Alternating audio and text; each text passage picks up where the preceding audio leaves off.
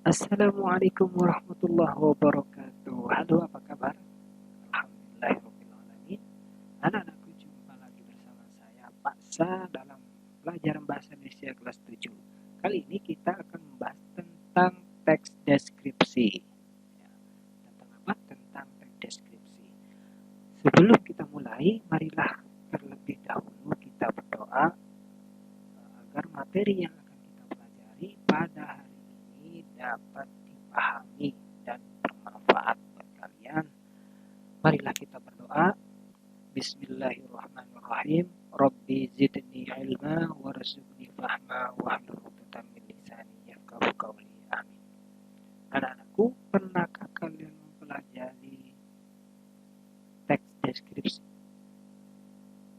Tentu pernah ya, karena saya pernah share materi tentang teks ini.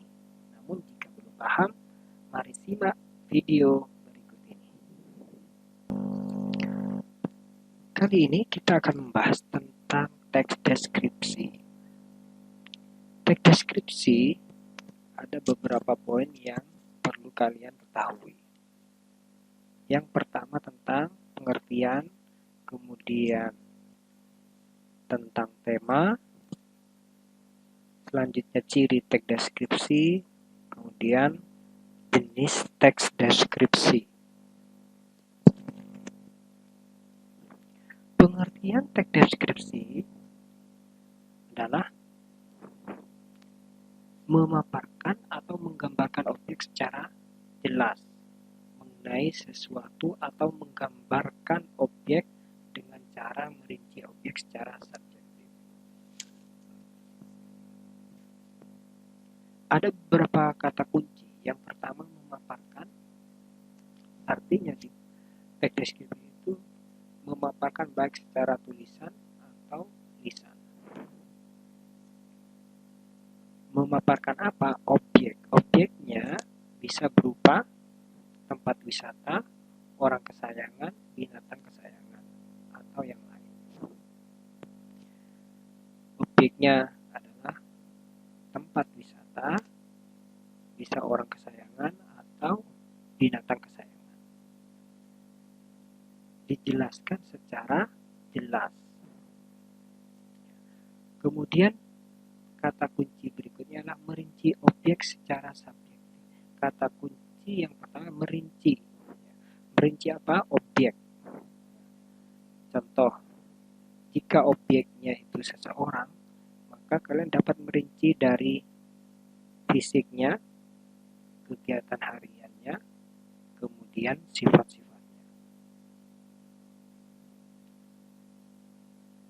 Secara subjektif, subjektif artinya jika kalian pergi ke Borobudur atau ke Bromo, ya, kalian semuanya pergi ke Bromo, kemudian menulis teks tentang Bromo, maka antara satu dengan yang lain akan berbeda teksnya. Nah, itu artinya subjektif kalian antara satu dan yang lainnya akan tidak sama karena itu adalah pendapat kalian masing-masing. Selanjutnya adalah tema. Tema yang dapat kalian ambil bisa berupa budaya daerah, wisata daerah, cenderamata daerah, orang sekitar, atau makhluk di sekitar kita. Kalau orang yang disayangi bisa ayah, ibu, keluarga yang lain, guru, sahabat, atau tokoh, atau binatang peliharaan. Ini adalah tema-tema yang dapat kalian pilih dalam penulisan teks deskripsi. Selanjutnya adalah ciri teks deskripsi. Ini ada beberapa ciri. Yang pertama, ciri tujuan, ciri objek, ciri isi, dan ciri bahasa. Yang pertama, ciri tujuan. Tujuannya apa? Dalam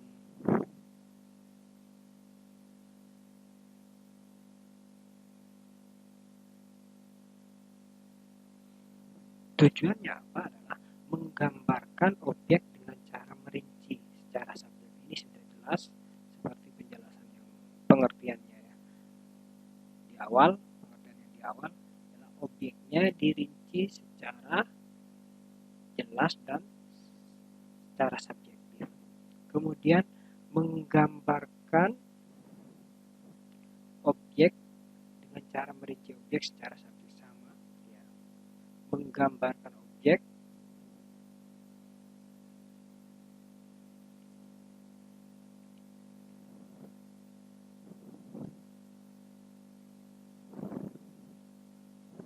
merinci, ya, kata merinci tadi itu sama dengan contoh, ya, merinci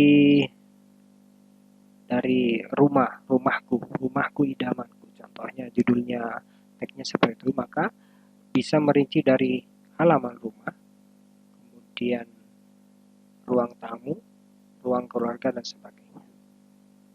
Itu adalah merinci objek secara bertahap, dari awal, dari depan sampai belakang. Kemudian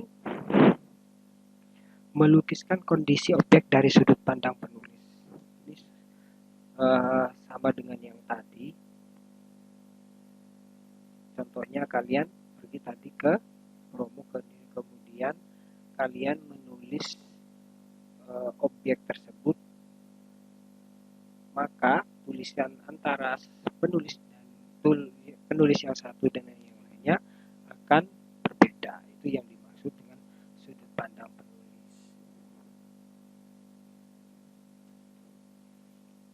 Selanjutnya adalah ciri objek. Nah, objeknya tentu mempunyai ciri-ciri juga. Kalau ciri tujuan tentu menggambarkan ciri objek, artinya bersifat khusus, ya. Artinya apa sih bersifat khusus?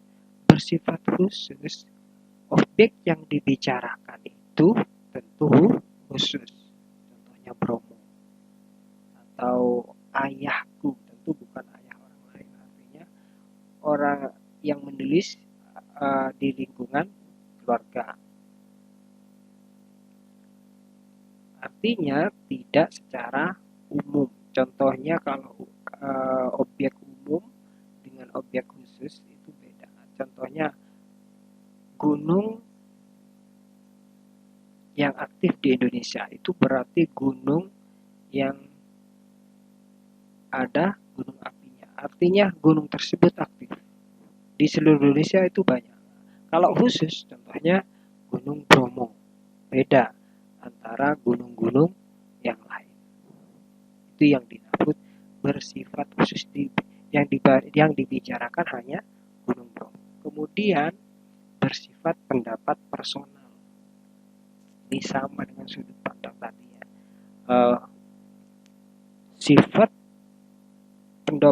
Bersifat pendapat personal ini sama dengan yang dijelaskan ketika kalian menulis objek wisata tertentu, maka kalian akan juga beda antara satu dengan yang lainnya. Tulisannya akan berbeda. Kemudian ciri isi merinci bagian-bagian objek. Ini sudah dijelaskan yang di awal, ya. Ini bagian-bagian yang dirinci bisa dari awal. Contohnya kalau rumah, bagian awal, ya. Contohnya ruang rumah, ya. Halaman rumah, kemudian di halaman rumah ada taman atau surau, kemudian ruang tamu, kemudian ruang keluarga, bertahap. Kalau orang, objeknya orang bisa fisik, dijelaskan tentang fisiknya, kemudian kebiasaan tiap harinya, kemudian bisa sifat-sifatnya. Nah, itu adalah contoh yang dimaksud dengan merinci bagian-bagian objek. Selanjutnya adalah menggambarkan secara konkret. Artinya, ya, contohnya ya, ibuku orang yang sangat baik. Dia berusaha menolong semua orang. ini kan konkret ya, dijelaskan baiknya seperti apa. Kalimat yang pertama, ibuku orang yang baik, itu adalah kalimat yang umum. Sedangkan dia berusaha menolong semua orang adalah mengkonkretkan kata baik. Menjelaskan secara konkret baik. Kebaikannya seperti apa. Ya, kebaikannya adalah menolong semua orang. Ini yang dimaksud dengan mengkonkretkan. Nah, yang pertama ini adalah kalimat utamanya. Kemudian yang kedua, dia berusaha menolong semua orang adalah kalimat perincian. Selanjutnya adalah bersifat personal. Selanjutnya adalah ciri penggunaan bahasa. Yang pertama, menggunakan kata khusus, contoh merah merona. Menggunakan kalimat perincian. Dia ramah dan tutur katanya lemah lembut kepada siapa saja. Ini kelanjutan dari ibuku orang yang sangat baik. Artinya apa? Kalimat ini adalah kalimat perincian yang menjelaskan tentang seorang ibu yang sangat baik. Kemudian menggunakan kata sinonim. Ini pembahasan di lain waktu, termasuk juga majas di materi tersendiri. Selanjutnya adalah memunculkan kata ganti orang. Contohnya kucingku, ibuku, dan lain-lain. Pembahasan selanjutnya adalah jenis teks deskripsi. Jenis teks deskripsi yang pertama, teks deskripsi berdiri sendiri. Ini dia hanya membahas tentang teks yang bersifat personal. Contohnya ayahku panutanku. Ini hanya membahas tentang ayah. Ya. Kemudian ibu inspirasiku. Dan ini juga membahas tentang seorang ibu. Tes yang kedua adalah terdapat pada bagian teks lain.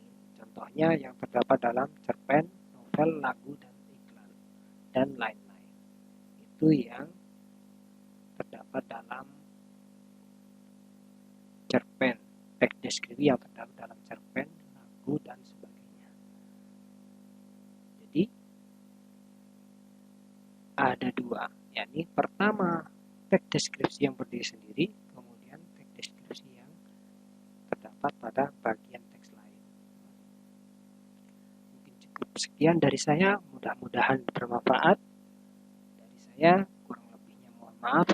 Assalamualaikum warahmatullahi wabarakatuh.